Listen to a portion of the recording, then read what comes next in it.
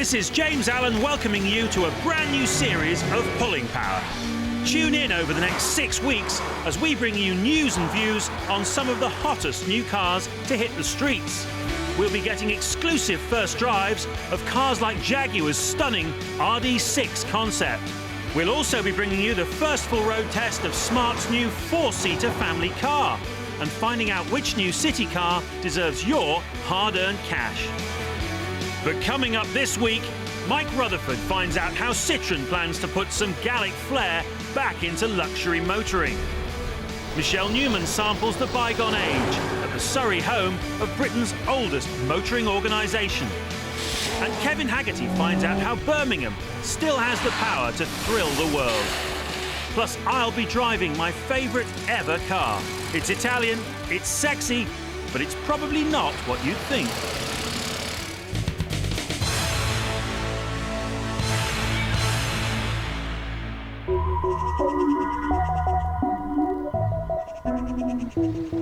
Well, considering this is supposed to be a small car for city streets, well, I'm staggered. I feel absolutely no pain. You know, I've just driven, 250 miles from London to the outskirts of Paris in this little Citroen C2 diesel. Amazing, got more than 50 to the gallon out of it. Took me 5 hours door to door. Door to door, that includes crossing the water as well. And you know, what's that? About 20 quid worth of fuel for the journey? And that's real world motoring. Unlike this is the unreal world. Or to be more precise, future world. This is Citroen's latest concept, the Sea Air Lounge, and it represents a truly world exclusive for Pulling Power. Only 2 or 3 people outside the Citroen empire have climbed behind the wheel of this car, and I'm lucky enough to be one of the chosen few. It does have a 3-litre V6 engine. You'd never know it because we can't do more than about 30 mile an hour in the car in its present form. But what this gives us is at least an indication of the sight lines, the feel of the car, the atmosphere in the car. And it does have an atmosphere, let me tell you. It's very airy thanks to this roof arrangement. The fabric, the leather, this is more sort of Hermes than Halfords, I've got to tell you, and it works fabulously well. Have you ever seen a more dramatic light cluster? OK, it's only there to tell the bloke behind you that there's a vehicle in front, but why not make a statement? This is a piece of gratuitous, over-the-top automotive architecture at its very best, and I love it. As for this bit here, I don't know, considering this is a low-slung car at the front, almost sporty looking, from the rear here I can just see a 4x4 badge on the back there sometime. The whole side of this car's, from the wheels to the mirrors to even parts of the roof, it's aerodynamic obsessed. It's got a very, very low drag coefficient, this car. And I've got to say, this is where the Citroen really shines. This is its strong point. This is where it gets 10 out of 10. It's got huge presence. This, I think, will be the corporate look, be that a super mini, a luxury car, family saloon, or maybe, you never even know, a 4x4.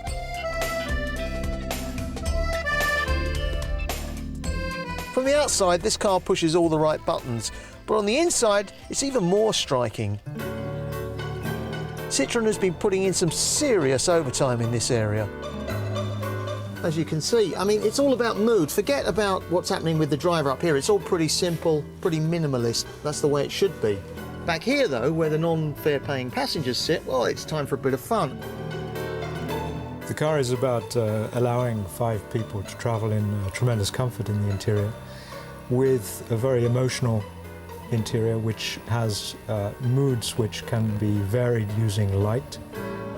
We feel that interior design that we see in production cars and concept cars tends to be rather cold, rather geometric, and we're looking at something which is much more lyrical, much more emotional, much more sensuous. It's all about changing the mood. It can be very intense, it can be romantic, their words, not mine. You can even adopt your own personal style. In this case, they've gone for a Baroque appearance, which is not my cup of tea, but it might be yours. And if that all gets too boring for you, well, you can actually play a video on the back seat. It's highly likely that Citroen will soon be producing showroom models looking suspiciously like this. Just hang on and be patient. The whole thing really excites me and makes me wonder exactly where they're going with this interior architecture, with the exterior look of the car. You know, when I think back to those dark days of recent months of boring cars like BMW 5 Series, well, you've got to say that Citroen of all people, bread and butter car maker, well, on this evidence, they've raised the bar.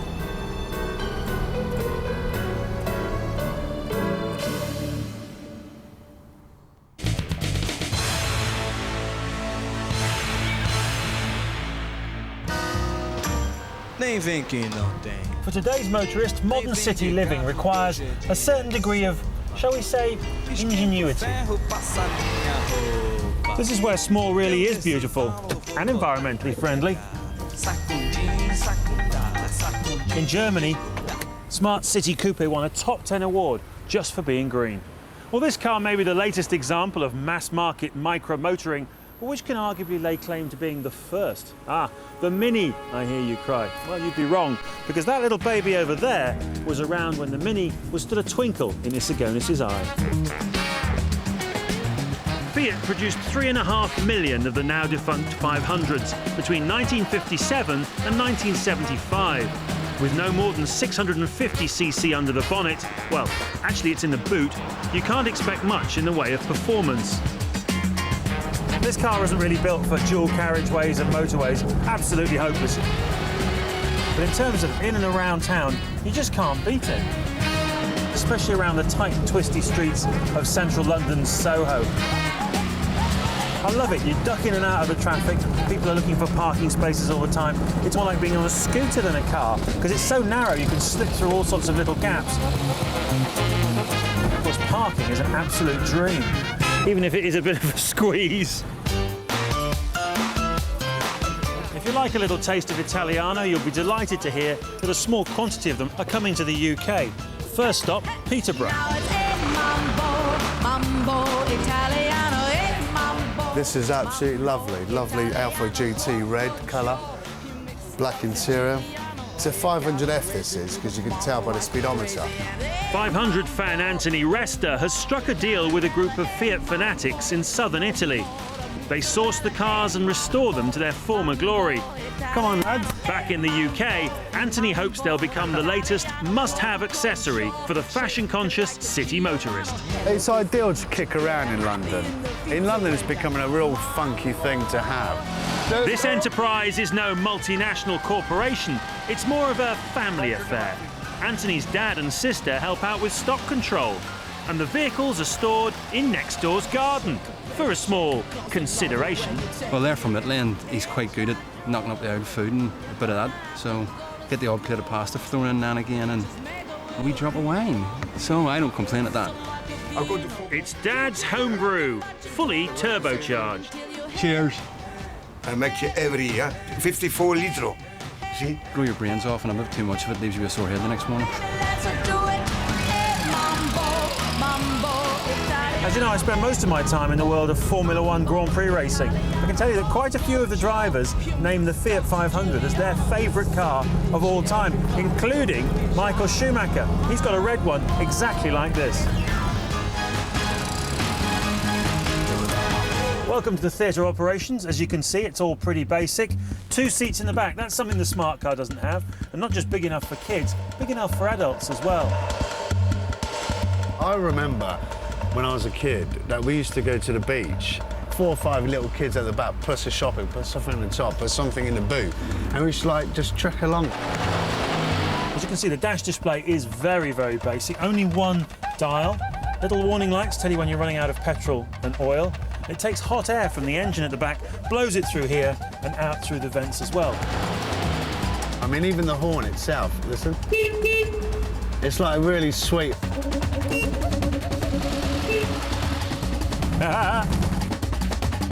And this very simple sunroof, air conditioning by day and starlight driving by night. So what's the 0 to 60 of this little baby, I hear you asking? Well, fact of the matter is, it only does 53 miles an hour, so if you want to hit 60, you're going to have to be downhill with a following wind. But the good news is that the Fiat bosses specified a very good fuel mileage, 65 miles to the gallon. Means it runs all day on the sniff of an oily rag. If you fancy a slice of the action, a pre-1972 500 will set you back around £3,500. There's no road tax to pay, insurance is dirt cheap, and it's built with the simplicity of a Meccano set. I'm having so much fun. There may be 50 years difference in the technology between the smart car and this, but in terms of raw emotion and smiles per mile, the Fiat Cinquecento is still the finest car on the road today. I'm off for some more. Ciao! That's nice. In a moment, we'll be powering up with a Midlands success story and winding down with a bit of home counties hospitality.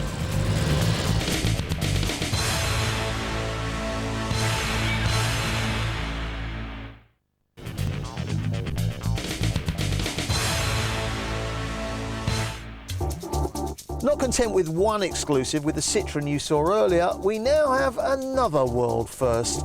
There's only one television presenter on the planet who's been allowed to drive the Audi Le Mans Coupe. Who is he? Me. So what is the car? It's a one-off £4 million concept that should be on sale in limited numbers by 2006 at a slightly more reasonable 80 grand. Audi's unashamedly gunning for the sort of drivers who've previously bought middle to upper range Porsche 911s for similar money. The one-off version I drove at a top-secret race circuit in the wilds of America had, wait for it, a bi-turbo V10 610 horsepower engine that hurtled the car to a possible 200 plus miles an hour. Now, the version you'll be able to buy in your local Audi showroom within a year or two, well, it'll have a lot less grunt than that, but I'll tell you something, Porsche are quaking in their boots.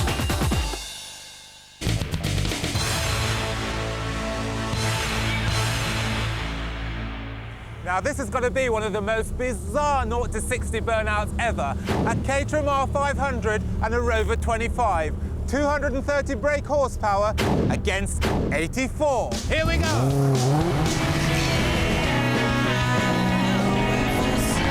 What was that? Oh, that was a Citroen. Wicked 60 miles an hour. About 35, 45 miles an hour. 60 miles an hour, 60 miles an hour. That must have been about half an hour. Left him for dead. So why go to such extremes to state the blindingly obvious? Chalk and cheese they may be on the surface, but is there a family connection? Somewhere amongst their DNA, these cars share the same genes. And we're not talking denim seat covers, but what can the link be? This is the fun bit. Tight left-hander here, squeeze the power out, and have the time of your life. My little 9-year-old nephew, Theo, he'd love to be out in this car. Proper boy racer stuff it is too. You have to say, Colin Chapman was a genius.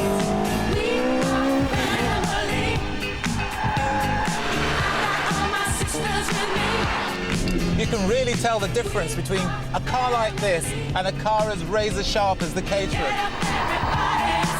It's the kind of car which maybe you might think, oh well, once you've got yourself together and you've got yourself a good job, you've got all your qualifications, this is a nice, decent runaround.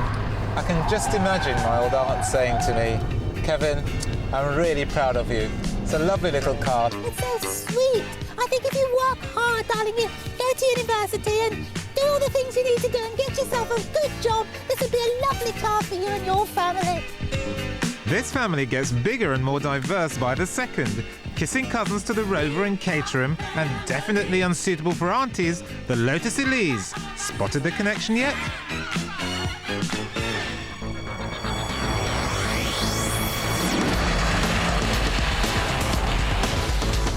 Another family member. This time it's the Freelander. It's not a bad off-roader, actually. It's the sort of vehicle which I must say my old Uncle Vincent wouldn't mind me travelling around in. Yes, ma'am, this is a nice car, it's a nice car, but you're driving too fast, man. You're going to hurt yourself. Slow down, slow down. Bizarre as it may seem, there is actually a family connection between these cars. Now, it certainly isn't the manufacturers. Maybe they're all styled by the same designer. I don't think so. Or could it be that they're all owned by members of my own family? I can just imagine my granddad driving this car. But no, the connection is deeper. It's more under the skin. In fact, it's under the bonnet. This ingenious piece of British engineering is used in all of these cars. They all get their power from the K-Series built by Powertrain in Birmingham. The engine was conceived back in the cash-strap days of that old dinosaur British Leyland, but the design was thought to be so high-tech, the government agreed to chip in towards the massive development costs. Since then, it's been uprated, refined, turbocharged. It's appeared in sports cars, hatchbacks, sedans, 4x4s, and this.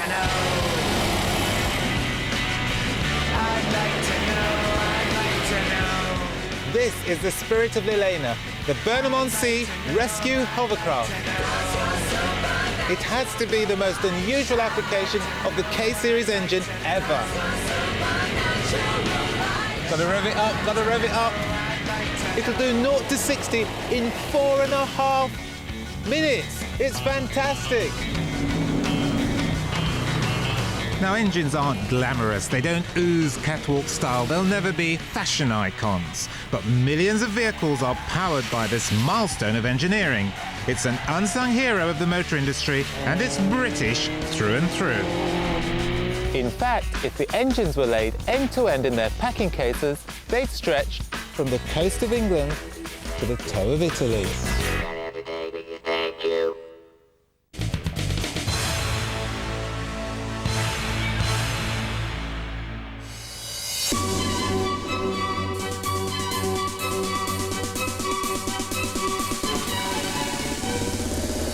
is Britain's oldest and probably most influential motoring club. They brought us the first driving licence, roadside assistance, and of course, they've had a huge influence on the world of motorsport.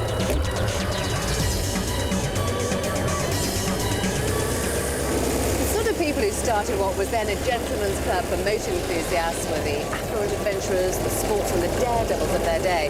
But that was 100 years ago. Since selling off their roadside assistance business for a cool 400 million, the RAC has gone back to its roots. It's now very much an exclusive club for the well-heeled.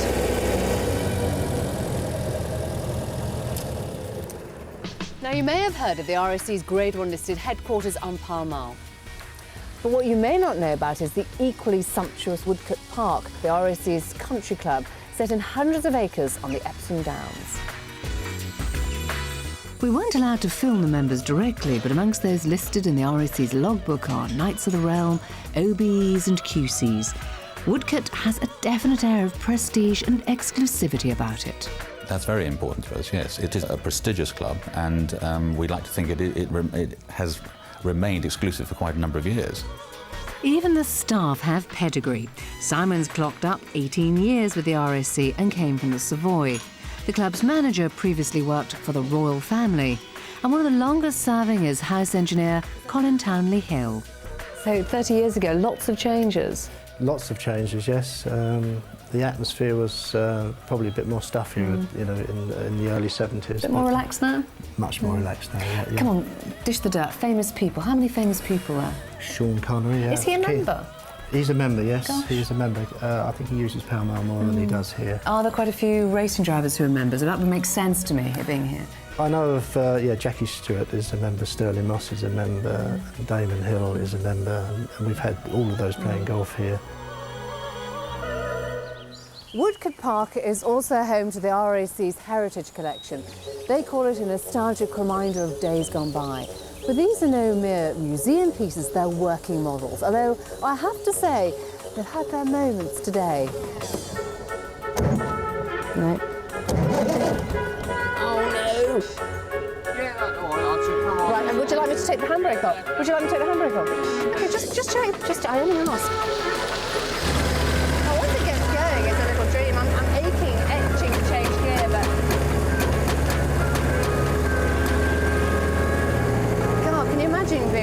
patrolman driving one of these. Blimey. Despite the odd hiccup, the hope is these vehicles will eventually earn their keep from appearances in photo shoots and films.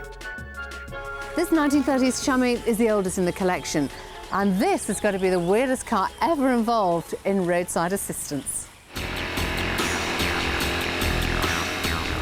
Now, only 6 of these 1959 bubble cars were ever made for the RAC. And you may ask yourself, why do they want such a small vehicle? Well, in fact, they were destined for duties in London, and obviously many years before congestion charges, but there was still a real advantage of having a small car like this in the city. Oh, nice, and it takes bumps just appallingly, really. The RAC's carbuncle toolbox transformed this 60s bubble into a utility vehicle. But according to folklore, its rather cosy interior was the big attraction for the ordinary motorist. More often than not, they're very saucy stories. It has a very useful bench seat inside. The rest is left to your own imagination.